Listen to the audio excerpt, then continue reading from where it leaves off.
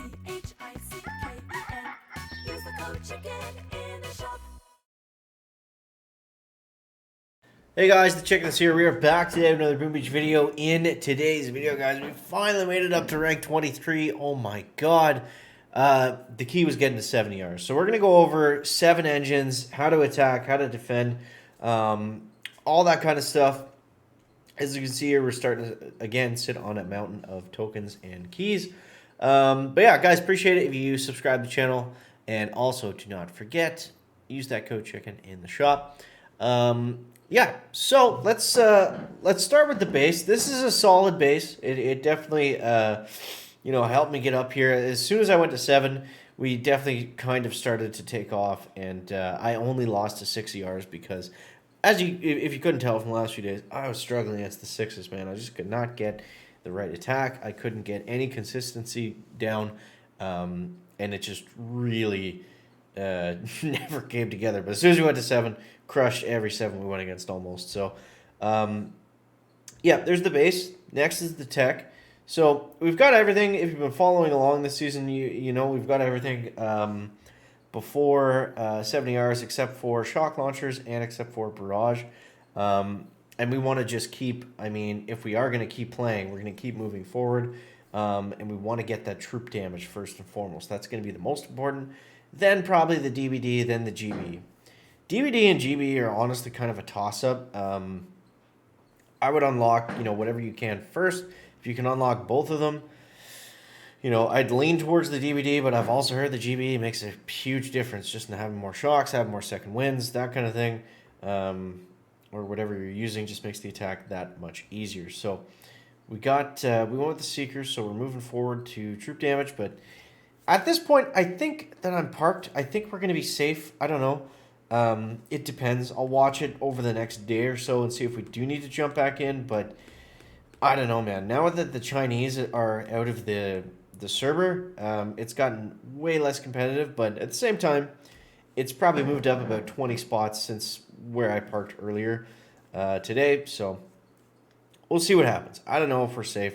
We're never really fully safe, but that's where we're at for the time being. But yeah, so most importantly, let's go over some of these attacks at 7 engines because they are tricky. They are tricky. Now 7, I will admit, and I will say it's a lot easier, for me anyways, than 6.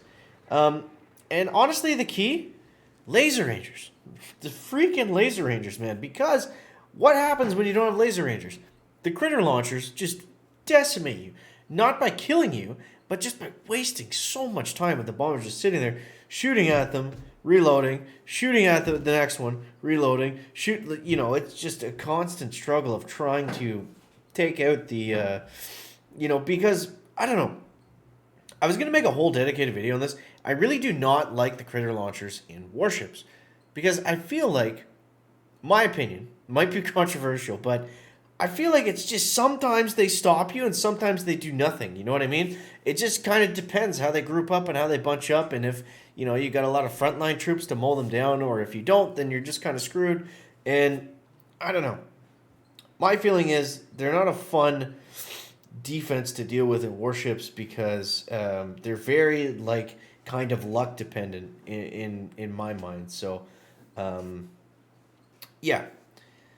So you can see on the on the base that we're taking down here, the key to using the laser rangers is we got to get rid of the splash damage first, right? We got to get rid of the mortars.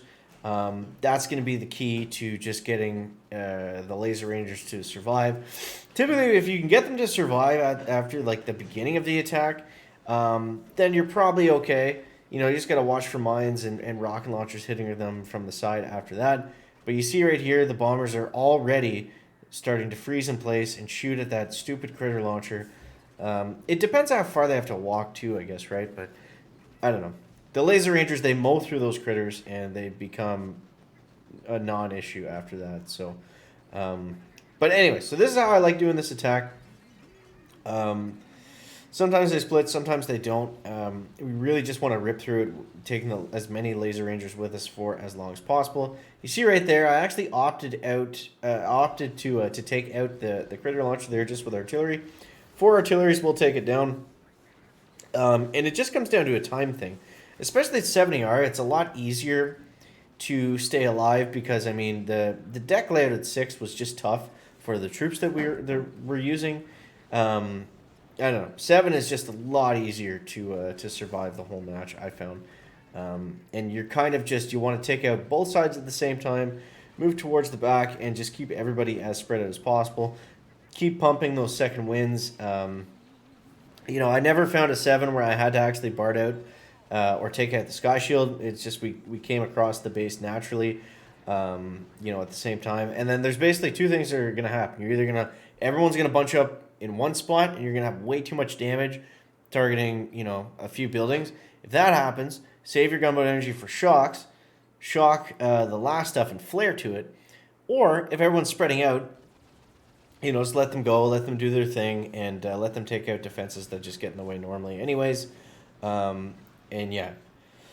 So on this attack, it kind of ended up being like a mixture between the two. We had more on the right, but we also still had some guys going on the left, so I opted to keep the guys on the left alive versus just going all in on the guys on the right.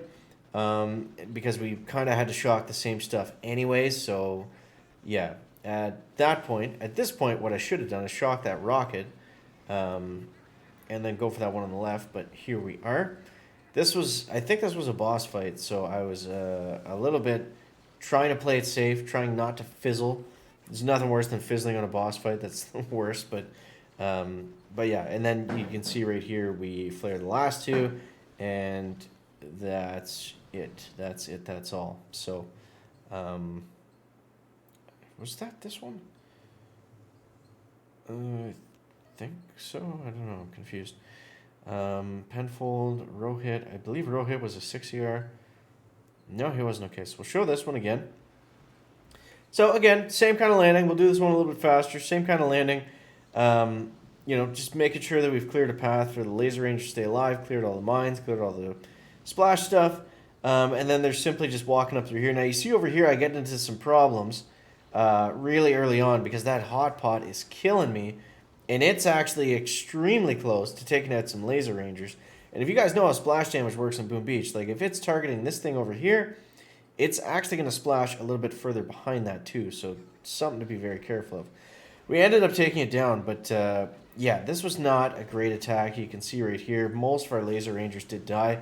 But what does he not have? He doesn't have critter launchers. So the laser rangers aren't as important. As long as we're getting a healthy dose of second wins, then we're going to have a chance here. So the problem was we lost all our laser rangers. Everyone stayed on the same side, and it just ended up kind of going really disastrously. We got a horrible split, and I didn't play it very well from the side that the troops decided to finally go on. So throw in the 4-speed there. Then you can see just building up some second wins, starting to build up some steam again. We used a few artilleries at the very end there, and bing, bang, boom. We're able to take him down, and thankfully he went pretty slow on us. And honestly, I owe most of that to this base. So, yeah, there it is. That's how to attack a 7, how to survive as a 7, and the tech that we want to shoot for going in the last few days here. So, I don't know. Parked, not parked. We'll watch it. We'll see. Hopefully we are, but it'll be interesting for sure the last couple days to see what happens here. But either way, guys, I hope you have a good time, good break, spend time with your family and holiday, all that good stuff. Thank you for everyone that has been watching. Big thank you to everyone that has been using the code CHICKEN in the shop. Don't forget to subscribe to the channel and leave a like if you found it interesting, entertaining, or informative. I got some cool videos coming out in the next couple days. I think you guys will enjoy, get a kick out of. But yeah, thank you guys. We'll catch you in the next one. Chicken out. Back.